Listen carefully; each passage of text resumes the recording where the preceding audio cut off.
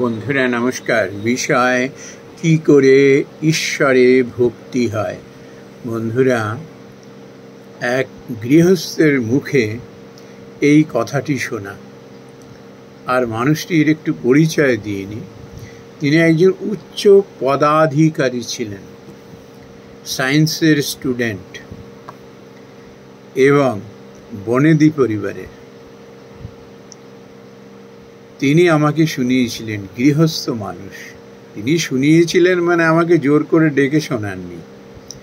আমি ওনার কাজ কর্ম দেখে অভিভূত হয়ে গিয়েছিলাম। তাই একটা বিষয় জানতে গিয়ে এই তত্ত্বটি বেরিয়ে আসে। উনি নিজের হাতে সম্পূর্ণ বাড়ির পরিচর্যা করেন। সেই বাগান থেকে শুরু করে বাড়িতে একটা ঝুল কালি পাওয়া যায় না। সব সময় সেই বাড়ি ওয়েল মেনটেন্ড, আর এটি তিনি নিজে হাতে করেন। পয়সার অভাব তাই? উনি যা বছরে দান ধ্যান করেন, আমরা তা বছরে আয় করতে পারি না। কিন্তু যা করেন নীরবে, ডান হাত দিয়ে করেন তো বাঁ হাত টের পায় না। তো ওনাকে জিজ্ঞেস করেছিলাম, যেরকম আপনি এখনো এই রিটায়ারমেন্টের পরেও এইভাবে আপনি পরিশ্রম করেন, এই কথাটি জিজ্ঞেস করতে গিয়েই এই ঈশ্বরে কি করে ভক্তি হয় তার সূত্র আমি তার কাছে পেয়েছিলাম। তিনি বললেন যে দেখুন, কত মানুষ আছে, দেখুন ফুটপাতে শুয়ে রয়েছে, গাড়ি বারান্দার নিচে শুয়ে রয়েছে, মাথা গোজার জায়গা নেই। আর ভগবান আমাকে অহেতুকী কৃপাবশত এই অট্টালিকাটি দিয়েছেন আমাকে থাকবার জন্য। আমি এই বাড়িটিতে থাকি, অত্যন্ত সুখে থাকি, আমি আরামে থাকি। আমার এই বাড়িটি তৈরি করতে এবং আমি যেভাবে এখানে থাকি, হয়তো ওই পয়সাতে 1000 পরিবার নিজের বাড়ি তৈরি করে সুখে থাকতে পারতেন। ভগবান আমাকে কৃপা করে এটি দিয়েছেন। আমি যদি তা রক্ষণাবেক্ষণ ঠিক মতো না করি, কোন অধিকারে আমি এই বাড়িতে থাকব?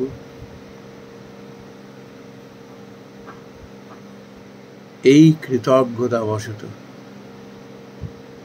কত মানুষ আছে। তিনি আমাকে যোগ্য করে তুলেছেন যাতে আমি ওই পদে বসতে পারি, তারই কৃপা। কত মানুষ, যোগ্য মানুষ ফ্যা ফ্যা করে ঘুরে বেড়াচ্ছে, হয়তো আমার থেকে তারা বেশি যোগ্যতা সম্পন্ন, কিন্তু ভগবান আমাকে সুযোগ দিয়েছেন। এই কথা ভাবতে গিয়েই না এই কৃতজ্ঞতা ভগবানের প্রতি এসে যায়। এইটি যার মধ্যে একবার জন্মাবে, এই কৃতজ্ঞতা বোধ, সে তখন ভগবানের না শক্তি, ঐশ্বর্য একটু একটু করে সে অনুভব করতে থাকবে। আর তখন না তার প্রতি ভালোবাসা জন্মাবে।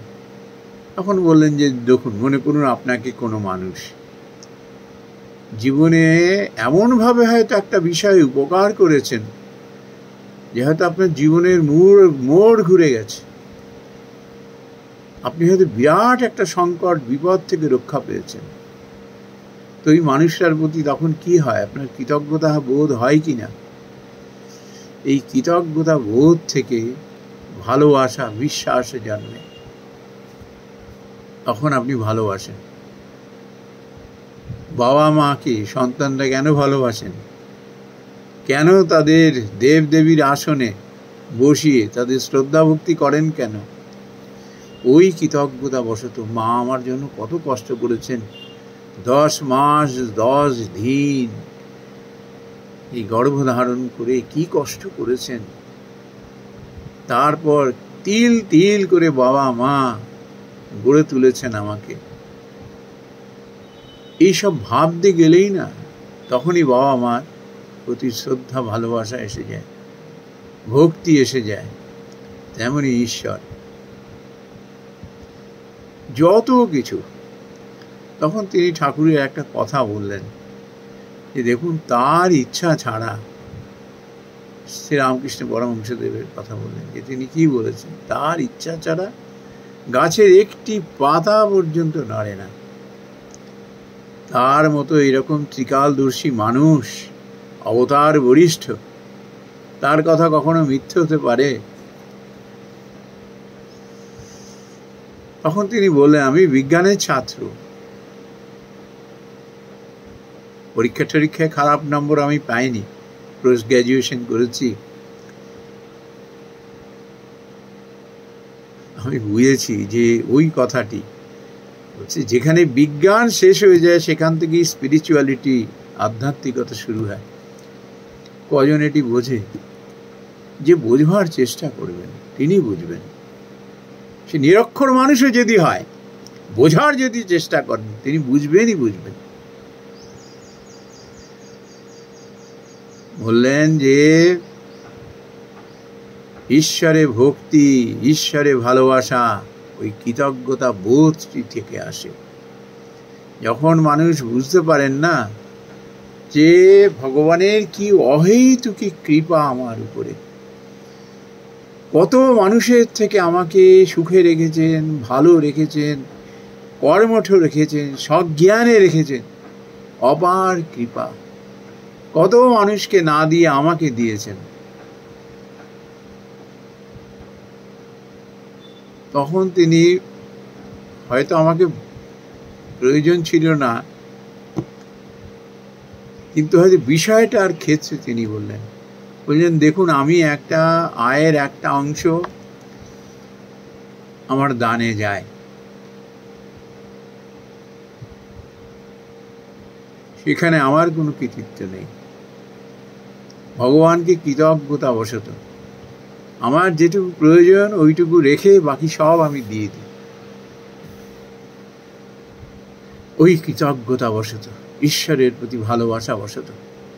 তারপর তিনি বললেন, জানেন আমি কোন কাজটা সকালবেলা করব, কালকে কি করব, আমি তার আগের মুহূর্ত চিন্তা করি না। কেন জানেন? আমি জানি ভগবান আমাকে দিয়ে করিয়ে নেবেন, তিনি কৃপা করে আমাকে দিয়ে সে কাজ করিয়ে নেবেন, আমাকে দিয়ে ভাবিয়ে নেবেন। এই জন্য আমার এখন আর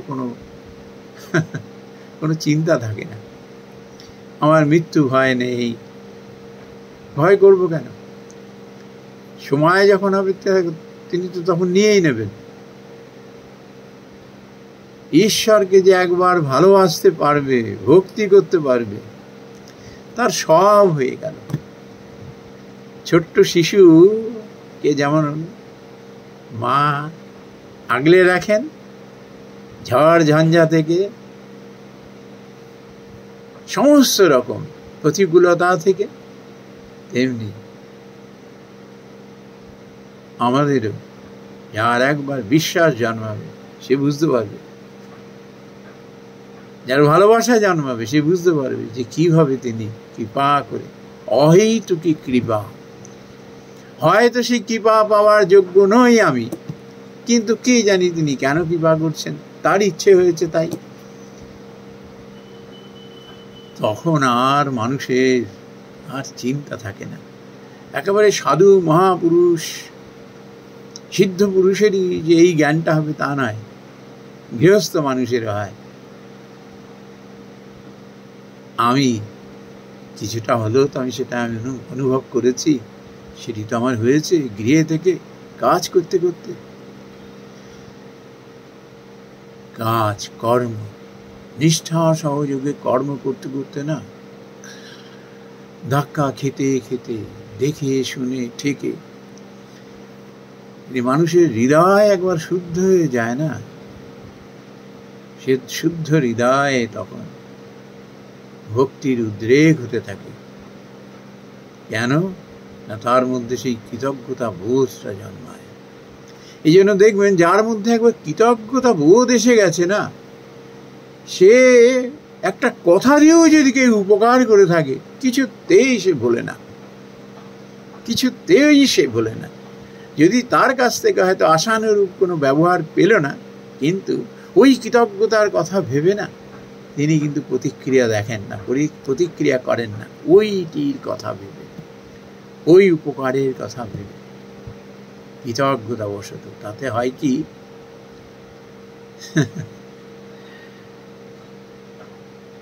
দুজনের মধ্যে একটা অটুট সম্পর্ক গড়ে ওঠে, সেই সম্পর্ক আরো দৃঢ় হয়। আমি মনে মনে ভদ্রলোককে সাষ্টাঙ্গ প্রণাম করেছিলাম। মানব জীবন সার্থক তার। নমস্কার বন্ধুরা।